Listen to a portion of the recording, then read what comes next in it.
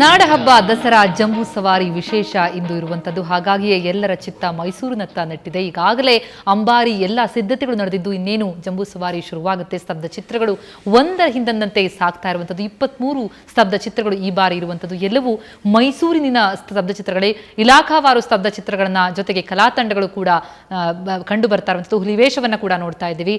ಒಂದಕ್ಕಿಂತ ಒಂದು ಭಿನ್ನವಾದಂತಹ ಕಲಾ ಪ್ರಕಾರಗಳನ್ನು ತೋರ್ಪಡಿಸ್ತಾ ಇರುವಂಥದ್ದು ಈ ಬಾರಿಯ ವಿಶೇಷತೆಗಳನ್ನೊಂದು. ಬಹುಶಃ ದಸರಾಗೆ ಆಗಮಿಸಿದಂತಹ ಎಲ್ಲ ಸಭಿಕರಿಗೂ ಕೂಡ ಅದೇ ಒಂದು ಆಕರ್ಷಣೆ. ವಿವಿಧ ಕಲಾ ಪ್ರಕಾರಗಳನ್ನ ಜೊತೆಗೆ ಆ ಒಂದು ಕಲಾ ವೈವಿಧ್ಯತೆಯನ್ನ ಒಂದೇ ವೇದಿಕೆಯಲ್ಲಿ ನೋಡಲಿಕ್ಕೆ ಅವಕಾಶಗಳು ಸಿಗುವಂಥದ್ದು. ಅವರು ಬಹಳ ಮಹತ್ವಪೂರ್ಣ ಚಳವಳಿಗಾರರಾಗಿ ಮಹತ್ವಪೂರ್ಣ ಸಮಾಜ ಸುಧಾರಕರಾಗಿ ನಮಗೆ ಗೊತ್ತಾಗ್ತದೆ. ಈಗ ಕಂಸಾಳೆಯನ್ನ ತಾವು ಕಂಸಾಳೆ ನೃತ್ಯವನ್ನ ನೋಡ್ತಾ ಇದ್ವಿ. ಬಹುಶಃ ಎಷ್ಟೊಂದು ಕಲಾ ಪ್ರಕಾರಗಳು ನಮ್ಮ ರಾಜ್ಯದಲ್ಲಿ ಇವೆ ಅಂತ ಬಹುಶಃ ಇದರ ಮೂಲಕ ನಮಗೆ ತೋರ್ಪಡಿಸುತ್ತೆ ಅಂತಂದ್ರೆ ಒಂದಕ್ಕಿಂತ ಒಂದು ಭಿನ್ನವಾದಂಥದ್ದು. ಇವೆಲ್ಲವೂ ಕೂಡ ವೀರ ಪರಂಪರೆಗೆ ಸಂಬಂಧಪಟ್ಟಂತದ್ದು. ಈ ಕಂಸಾಳೆ ಇದೆಯಲ್ಲ ಅದನ್ನು ಕೂಡ ಶೈವ ಪರಂಪರೆ, ಶಿವನಿಗೆ ಬಹಳ ಇಷ್ಟವಾದಂಥ ವಾದ್ಯ ಇದು. ಮತ್ತೆ ಇದರಲ್ಲಿ ಅನೇಕ ವಿಧದ ಆಕಾರಗಳನ್ನು ಮಾಡ್ತಾರೆ.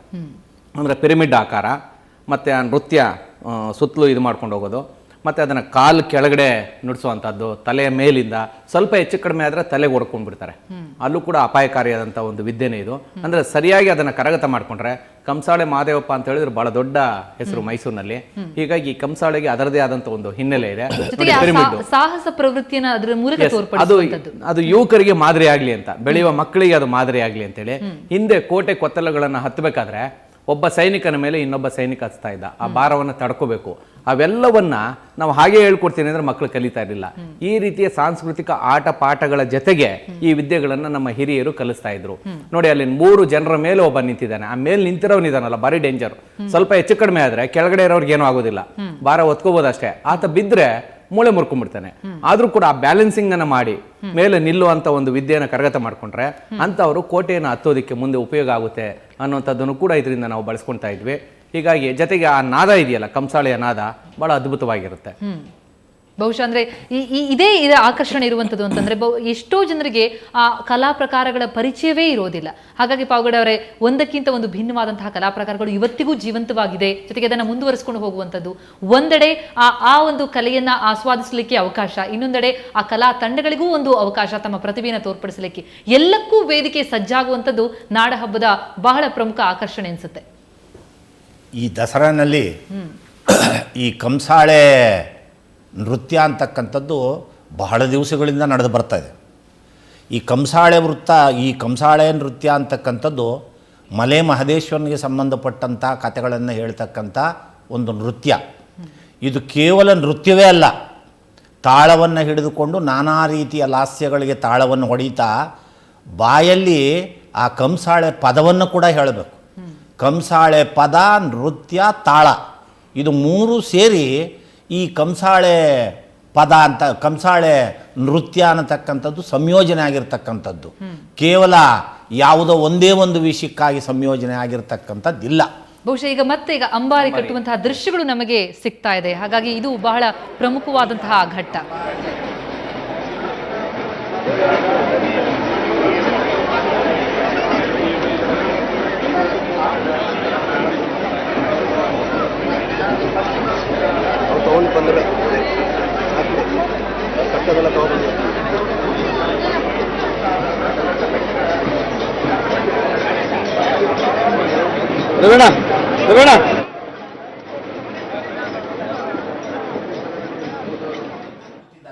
ಈ ಕಂಸಾಳೆಯವರು ಮಾಮೂಲು ರೀತಿಯಲ್ಲಿ ಕಂಸಾಳೆಯ ಒಂದು ನೃತ್ಯವನ್ನು ಮಾಡೋದರಲ್ಲಿ ತೊಡಗಿದ್ದಾರೆ.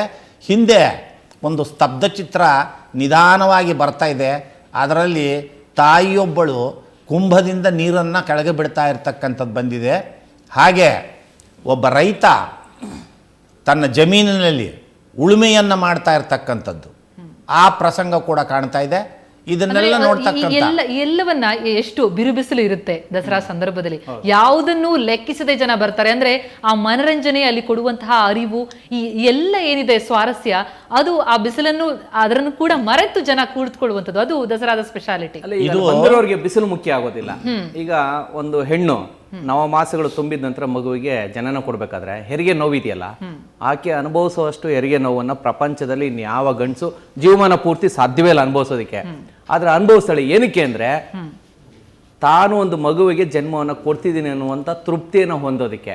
ಹಾಗೇನೇನೆ ಮೈಸೂರಿಗೆ ಬಂದಿರುವಂಥ ಈ ಜನ ಆ ಬಿಸಿಲನ್ನ ತಡ್ಕೊಳ್ತಾ ಇದ್ದಾರೆ. ಕಾರಣ ಏನಂದ್ರೆ ಒಂದು ಅದ್ಭುತವಾದಂತಹ ದೃಶ್ಯ ವೈಭವವನ್ನ ನಾವು ಕಣ್ತುಂಬ್ಕೊಳ್ತಾ ಇದೀವಿ ಅನ್ನುವಂಥ ಒಂದು ಕಾರಣಕ್ಕೋಸ್ಕರ. ಅಂದ್ರೆ ಅವರು ಬಿಸಿಲನ್ನ ತಗೊಂಡಿದ್ದಕ್ಕೆ, ಅಂದ್ರೆ ಆ ದುಡಿಮೆಗೆ ತಕ್ಕ ಪ್ರತಿಫಲ ಏನು ಅಂತ ಹೇಳಿದ್ರೆ ಈ ಅಂಬಾರಿಯ ಒಂದು ಮೆರವಣಿಗೆ ಮತ್ತೆ ಅಲ್ಲಿರುವಂಥ ದೃಶ್ಯ ವೈಭವ, ಈ ಎಲ್ಲವನ್ನ ನೋಡುವ ಕಾರಣಕ್ಕೋಸ್ಕರ ಅವ್ರು ಏನ್ ಮಾಡ್ತಾರೆ, ಬಿಸಿಲಿರ್ಲಿ, ಈಗ ಜೋರಾಗಿ ಮಳೆನೇ ಬರಲಿ, ಏನೇ ಬಂದರೂ ಕೂಡ ತಡ್ಕೊಳ್ಳುವಂಥ ಒಂದು ಮಾನಸಿಕ ಸ್ಥೈರ್ಯ ಅವರಲ್ಲಿ ಇರುತ್ತೆ.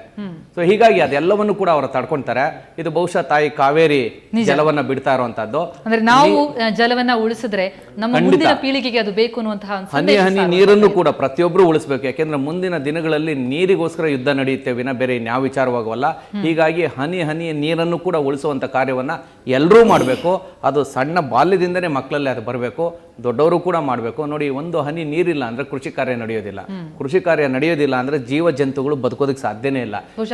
ಬರದ ಹಿನ್ನೆಲೆಯಲ್ಲಿ ಈ ಬಾರಿ ಸರಳ ದಸರಾ ಮಾಡ್ತಾರೆ. ಆ ಕಾರಣಕ್ಕೋಸ್ಕರನೇ ಮತ್ತೆ ಜನರಿಗೆ ಅದರ ಸಂದೇಶ ಹೋಗ್ಲಿ, ಮತ್ತೆ ನೀರಿನ ಮಹತ್ವವನ್ನು ತಿಳ್ಕೊಳ್ಳಿ ಅಂತ ಹೇಳಿ ತೋರಿಸೋದಕ್ಕೋಸ್ಕರ ಈ ಒಂದು ಸ್ತಬ್ಧ ಚಿತ್ರವನ್ನ ಬಹುಶಃ ನೀರಾವರಿ ಇಲಾಖೆಯವರು ಇದನ್ನು ಮಾಡಿರಬಹುದು. ಕಾವೇರಿ ನೀರಾವರಿ ನಿಗಮದ ವತಿಯಿಂದ ಬಂದಂತಹ ಸ್ತಬ್ಧ ಚಿತ್ರ. ಈ ಮೂಲಕ ಪ್ರತಿಯೊಂದು ಸ್ತಬ್ಧ ಚಿತ್ರ ಕೂಡ ಒಂದೊಂದು ಸಂದೇಶವನ್ನ ಸಾರ್ತಾ ಇದೆ. ಜೊತೆಗೆ ಈಗಿರುವಂತಹ ಚಿತ್ರಣ ಬರುವಂತಹ ಪೀಳಿಗೆಗೆ ಮುಂದಿನ ದಿನಗಳು ಹೇಗಿರುತ್ತೆ, ಅದಕ್ಕೆ ನಾವು ಯಾವ ರೀತಿಯಲ್ಲಿ ಸಿದ್ಧವಾಗಬೇಕಾಗತ್ತೆ, ಆ ಎಲ್ಲವನ್ನ ಕಟ್ಟಿಕೊಡುವಂತಹ ಪ್ರಯತ್ನ ಈ ಸ್ತಬ್ಧ ಚಿತ್ರಗಳ ಮೂಲಕ ಆಗ್ತಾ ಇರುವಂತದ್ದು. ಇದು ಕಾವೇರಿ ನಿಗಮದಿಂದ ಬಂದಂತಹ ಸ್ತಬ್ಧ ಚಿತ್ರ. ನಾವು ನೀರನ್ನ ಉಳಿಸಿದರೆ ಒಳಿತು ಅಂತ ಅನ್ನೋದು. ಜೊತೆಗೆ ಅದರ ಜೊತೆಗೆ ಕಲಾ ತಂಡಗಳು ಒಂದಾದ ಮೇಲೆ ಕಾಲ ಪ್ರಕಾರ ಕೊಡಗಿನ ವೀರರು ನಮ್ಮ ದೇಶವನ್ನ ರಕ್ಷಣೆ ಮಾಡೋದ್ರಲ್ಲಿ ಬಹುಶಃ ಕೊಡಗಿನ ವೀರರ ಕಾಣಿಕೆ ಅಪಾರ.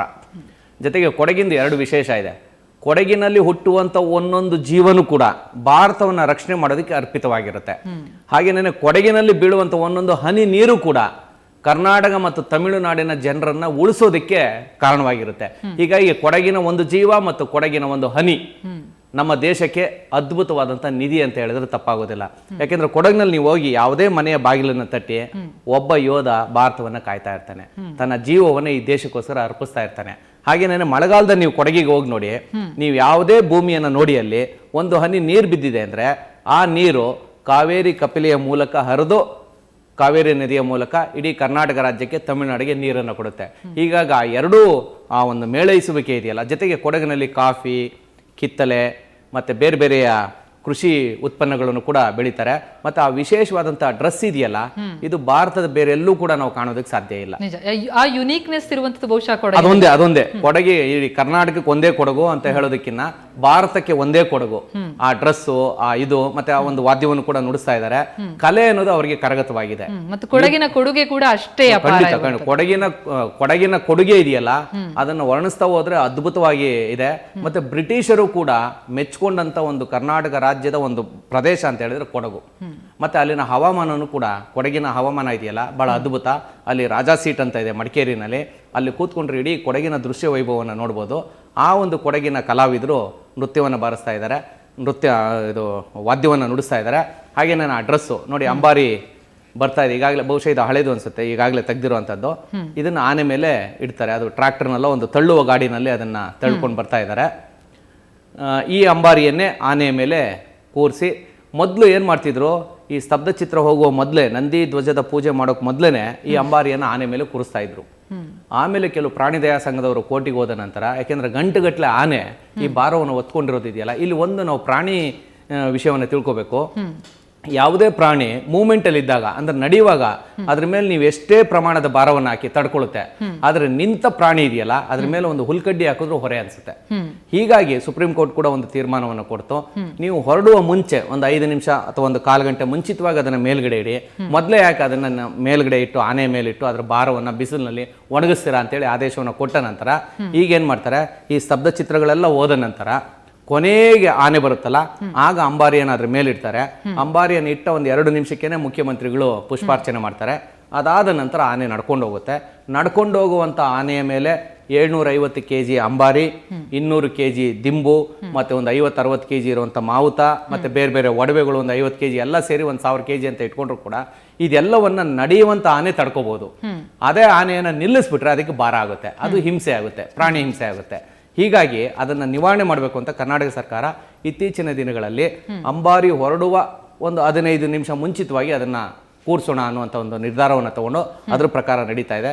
ನೋಡಿ, ಅಂಬಾರಿ ಇಲ್ದಿರೋ ಆನೆ ಈ ದೃಶ್ಯವೂ ಕೂಡ ಯಾವಾಗಲೂ ಸಿಗೋದಿಲ್ಲ ನಮಗೆ.